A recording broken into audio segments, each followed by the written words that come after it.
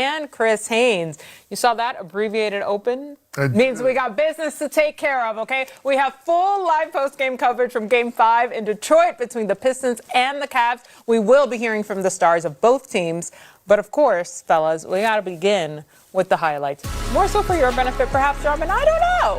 Who knows? Who knows how much basketball I'm watching? Yeah. The Eastern Conference semis, oh yeah, in Detroit for Game 5. Kincaid and Co. hold it down at home, or will Cleveland get the road win? The first one of the series. Here we go. Let's lock in. And just a couple of stars, just 50 Cent and Eminem. Eminem, how blessed. Not one gray hair. First quarter. Well, okay. Chris has something to say about that. He was fine. He stayed in the game. Don't worry. Second quarter now. There goes Cade back to work. A couple minutes later, tell Mr. Harris, Senior, that Tobias. You need that elder leadership on your team, definitely. You Every know, time. the wizened, grizzled octogenarian.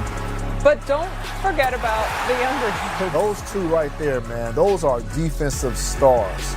Yeah. Dennis and Stuart Thompson, man, those boys can fly on the defensive end. By the way, the Pistons scored 20 points off 10 Cavs turnovers in the first half. Are there any other ends, Chris? We got 5 minutes to the break. There's the beard. He cuts the deficit to 8. Just about 2 to play here before the break. Bert. Harden's to Levert. Revenge game. There we go. That's right. Look at his face. Yeah, that says it all. On to the third quarter. Harden. I don't think that pass supposed to go through like that. Woo. But turned out okay. And now it's a 3-point game. We move on. 5-point difference. Harden. The beard getting him back in the swing of things. All right. We're tied at 68. Cade for that second chance 3. All right, here's Max Strus. Swing. Bruce was phenomenal. Wow, all alone in the corner. Yes, he was, brother. Give us the line. Ooh, oh no, watch out, SR. With the left? Look at the left. He kept it up. That's on a Stuart Thompson, too. Evan Mobley putting him on a poster.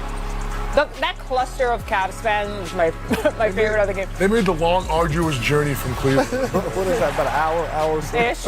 Hour and change. All right, we're in the fourth quarter now. Under 7 to play. Cade wasn't gonna miss that. They had to cross over a bridge. That's going to be spooky, especially when icy and cold. Couple moments later, here we go. Get him in the corner. Nicely done, Jenkins. All right, final minute and a half. Mobley. Went the other way. Wow. He cut the lead to 2 with just over a minute to go. Suddenly we're tied at 3. Final seconds here. Watch this play by Stuart. Mitchell trying. Don't give up on the play. He was in it. Oh, a foul, Robin? Is that a foul? No. A big man would never make a foul on a little guy like How that. dare you? Okay, no foul, huh? At no time in human history. Well, we go to OT. Indeed. Heck of a defensive stop right there. Huge. And that means Look at bonus basketball. Ooh, clipped him right there. No, he didn't clip him. He just kind of Oh, okay, JB. bumped him out Very of the way. upset. All right, here we are, overtime. Cavs come out hot. Donovan struggled in that fourth quarter, but OT, he Not in the fifth quarter. came. Not in the fifth, exactly. Watch this. Donovan came and delivered. Ooh! OT period. Get it done, Spider. Is that why they call him the 4-3. mailman? This one that right what here. they call him? This is unacceptable. This is careless with the ball, which led to the that was careless on Cade. Okay. Careless Cade, is that his nickname? Hey. No. But he did try to make up for it here. Well, he tried. Put it on the It line. was around a 3, correct. It was 2 points. Yeah, put it on the line.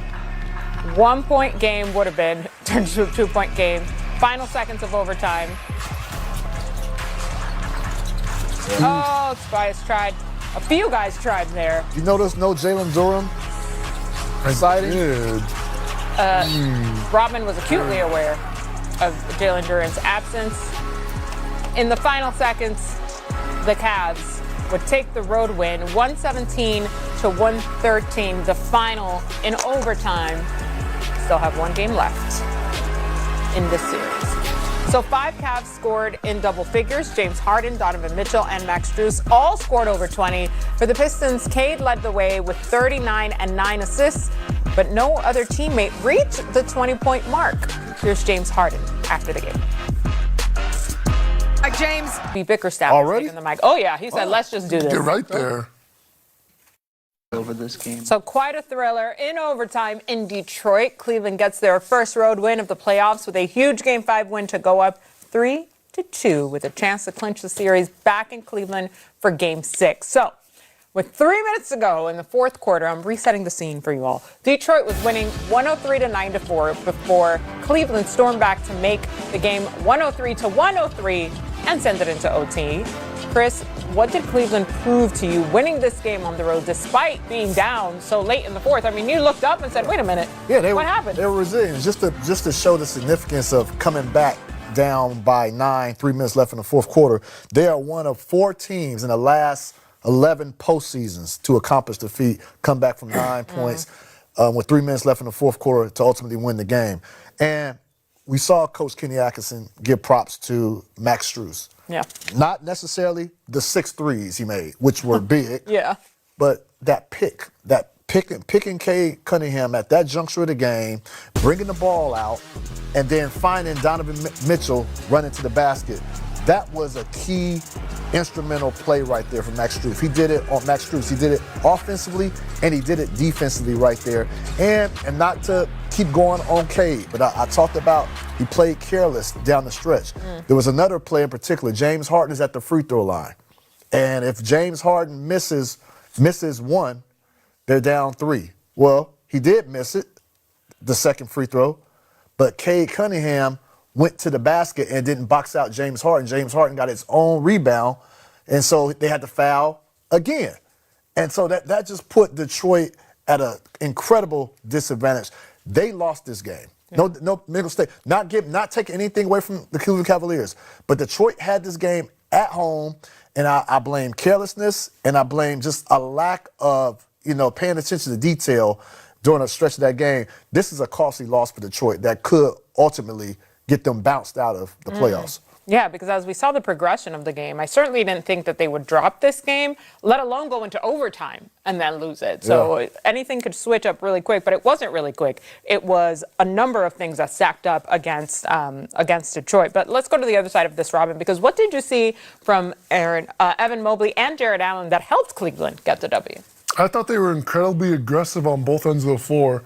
I think that matchup, it's not something that has necessarily been going in Cleveland's favor for the first 2 games. So I'm kind of curious. I know that Jalen Duren wasn't necessarily, I think that during the regular season averaging 19 points a game. During this series he's been averaging about 9. But I don't think that's necessarily where his strength is. Obviously JD's biggest strength is being a big, physical, strong guy, kind of the embodiment of Detroit Pistons basketball. You have him out there, you have Stu out there. And I think right now we're seeing Jared Allen, Evan Mobley are kind of able to do whatever they want out there as 2 big men. And when that's the case, Cleveland is a very good basketball team. Yeah, Bickerstaff chose he didn't play Durham really in that fourth quarter or OT period. He went with the hot hand. Remember, Detroit, they had a 14-0 run in that fourth quarter at one point, and Reed was a part of that. So he chose and opted to go with the hot hand. And I don't know, hindsight is 20/20, but this is a guy, Jalen Duren, who I voted for. I voted to be All-NBA 3rd team, and so he's a critical piece of that Detroit puzzle. I'm not going to question him, but we were definitely looking on the sideline. Yeah. Is Durham over there? Okay. If he's over there, is he standing up? Is he okay? Is he ready? He was standing up, like ready to go. This is just a coach's call, and so we'll see. If you can believe it, I assumed he was in the game. I was watching the game. I assumed he was in the game because why would you not have him in the game? Why would you not? I hear you. Yeah. He's, like I said, rolling with the hot hand, and I don't know. But again, Detroit caved. They caved. I don't think it was a Jalen Duren situation. Should he be playing or not? Sure. That's a subplot. But Detroit had the game. It was that fetid disease carelessness. Hey, it sprouts wildly in locker rooms and infects players. That's for sure. You saw it, Rob. All right, we will have more podium sound and press conferences after the break, including James Harden taking the mic.